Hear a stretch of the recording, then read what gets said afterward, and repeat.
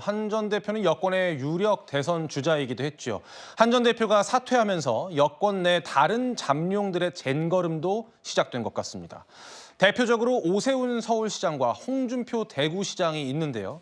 이 두 사람은 탄핵 찬반을 놓고 입장이 엇갈렸습니다. 김 전 대변인께서 보실 때는 이 두 사람이 서로 존재감 부각에 나섰다, 이런 평가 가능할까요?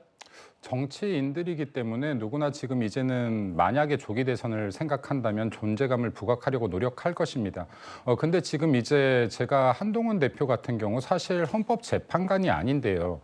본인이 위헌이다, 위법이다를 먼저 이야기하면서 이 전선 자체를 굉장히 기울어진 운동장으로 만들어버렸습니다. 예. 이로 인해서 사실상 민주당이 이때까지 자행해왔던 폭정들이 다 가려져 버린 거예요.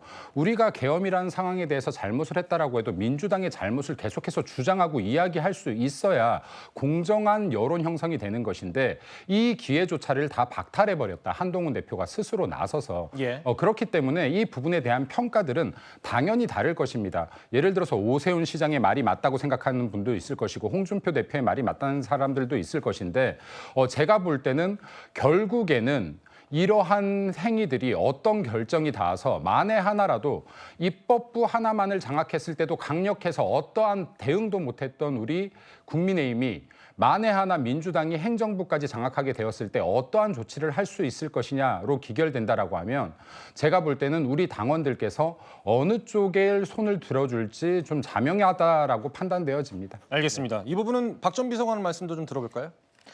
글쎄요, 근데 지금 뭐 한동훈 대표 입장에서는 일단 쉴 수밖에 없을 것 같아요. 예. 지금은 뭐 당내 어떤 조직력도 사실은 없는 상황이고 일부 이탈까지 있었던 상황이다 보니까 뭐 여러 잠룡들이 점쳐지고 있고 나선다라고 하더라도 한동훈 대표는 지금 상황에서는 일단 멈춰야 될 것 같고요. 예. 근데 다만 지금 상황에서 이 집권 여당이 뭐 한동훈계를 몰아내고 한동훈 대표를 몰아내고 이런 데에만 골몰하고 있는 거는 오히려 국민들로부터 더 멀어지는 결과를 낳을 것 같고요. 지금 여권 잠룡들도 보면 입장이 나뉘어요. 쉽게 보면 이 탄핵은 잘못됐다라고 하는 입장과 그럼에도 뭐 지금은 싸울 때가 아니다라고 사실상 탄핵을 옹호하는 쪽으로 가는 이렇게 나뉘는데 이것만 봐도 결과적으로 보면 지금 어떤 이 탄핵까지 오게 된 국면에 대한 진정성 있는 반성과 사죄를 하는 정치인은 찾아볼 수 없다는 게 여권의 가장 큰 문제이지 않을까 싶습니다. 그래서 제가 봤을 때는 지금 저런 입장을 내는 거야말로 시기상조가 아닌가. 결과적으로는 지금은 국민들 앞에서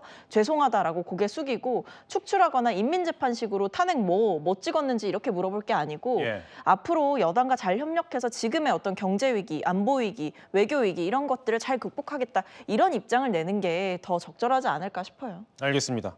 그런가 하면요.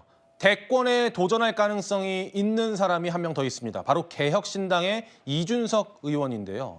강부 대변인님, 네. 이준석 의원은 헌재 결정에 따라서 대권을 도전할 수 있느냐 없느냐가 결정된다면서요? 맞습니다. 이제 대선에 출마하려면 만 40세가 넘어야 합니다. 예. 그런데 이준석 의원은 1985년 3월 31일이기 때문에 만약에 내년에 조기 대선이 열리고 조기 대선이 3월 31일 이후에 벌어진다면 이준석 의원은 출마를 할 수가 있지만 그 전에 더 빨리 조기 대선이 이루어진다면 출마가 어려운 상황입니다. 3월 30일에 해도 안 되는 거죠? 네. 31일에 해야 되네요. 네, 이후에. 맞습니다. 그렇군요. 이준석 의원에게는 그 시기가 굉장히 중요한 그런 상황이 아닐까 싶습니다.